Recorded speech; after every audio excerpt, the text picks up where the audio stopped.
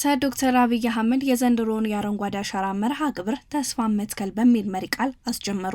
ጠቅላይ ሚኒስትር ዶክተር አብይ አህመድ የዘንድሮውን የአረንጓዴ አሻራ መርሃ ግብር ተስፋ መትከል በሚል መሪ ሀሳብ በትላንትናው ዕለት በቢሾፍቱ ከተማ በይፋ አስጀምረዋል። በማስጀመሪያ መርሃ ግብሩ ላይ ጠቅላይ ሚኒስትሩ የኢትዮጵያ አረንጓዴ አሻራ ውጤት አረንጓዴ ወርቅ መሆኑን ገልጸው ንቅናቄው አፈር ከመጠበቅ ባለፈ የተረበሸ ማንነት የማከም ውስጣዊ ሰላምን የመስጠትና ሀገራዊ ስነ ልቦናን የመገንባት የተፈጥሮ ጉልበት እንዳለው አብራርተዋል። ይህ የአረንጓዴ ወርቅ ውጤት ቢዋቡበት ጌጥ ቢነግዱ ደግሞ ታላቅ ሀብት መሆኑን የጠቀሱት ጠቅላይ ሚኒስትሩ ለዚህም ከቡና ምርት የሚገኘውን የውጭ ምንዛሬ ገቢ ማደጉንና አዳዲስ የፍራፍሬ ዝርያዎችን በማስተዋወቅ የተገኘው የምግብ ዋስትና ስኬት በምሳሌነት አንስተዋል።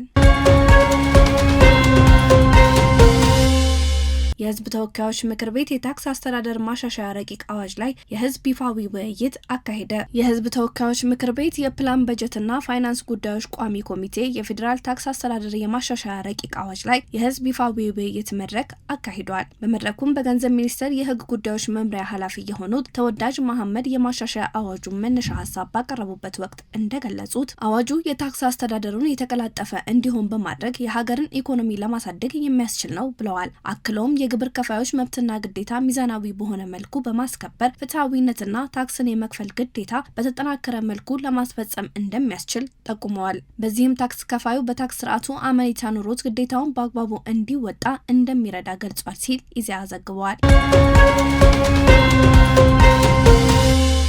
የኢትዮጵያ አየር ኃይል የሀገር ሉዓላዊነትን የማያስደፍር የሰማይ ላይ ጋሻ መሆኑን ሌተናል ጀነራል ይልማ መርዳሳ ገለጹ።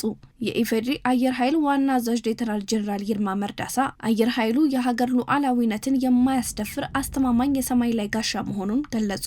ተቋሙ ዘመናዊ ቴክኖሎጂዎችን የታጠቀና ፈጣን የኃይል ስምሪት አቅም ያለው የማይበገር ኃይል መገንባቱን ጠቁመው ቀዳሚ ዓላማው ውጊያን ከሩቅ ማስቀረት ቢሆንም ጠላት የሰላም አማራጮችን ችላ ብሎ ወደ ውጊያ ከገባ ግን አየር ኃይላችን የጠላት ህልውና እስከ ወዳኛው የሚያከስም አስተማማኝ መቺ ኃይል መሆኑን በተግባር ያረጋግጣል ሲሉ አስገንዝበዋል።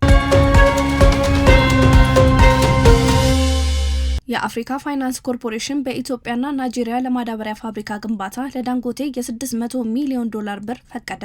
የአፍሪካ ፋይናንስ ኮርፖሬሽን በኢትዮጵያና በናይጄሪያ የማዳበሪያ ፋብሪካ ግንባታ እያካሄደ ላለው የዳንጎቴ ኩባንያ የ$600 ሚሊዮን ብር መፍቀዱን አስታወቀ። በኤኤፍሲ የጸደቀው ብር ዳንጎቴ በኢትዮጵያ እየገነባ ያለውን የማዳበሪያ ፋብሪካ የሚደግፍና የናይጄሪያውን የማዳበሪያ ፋብሪካ አመታዊ የ3 ሚሊዮን ሜትሪክ ቶን ምርት ወደ 9 ሚሊዮን ሜትሪክ ቶን እንዲያድግ የሚያግዝ ነው ተብሏል። ዳንጎቴ በናይጄሪያ ባለው የማዳበሪያ ፋብሪካ ላይ የሚያካሄደው የማስፋፊያ መርሃ ግብር ሲጠናቀቅ ኩባንያው በሚቀጥሉት 3 ዓመታት ከማዳበሪያ ሽያጭ ከ$4 ቢሊዮን በላይ ገቢ እንደሚያስገባ ገልጿል።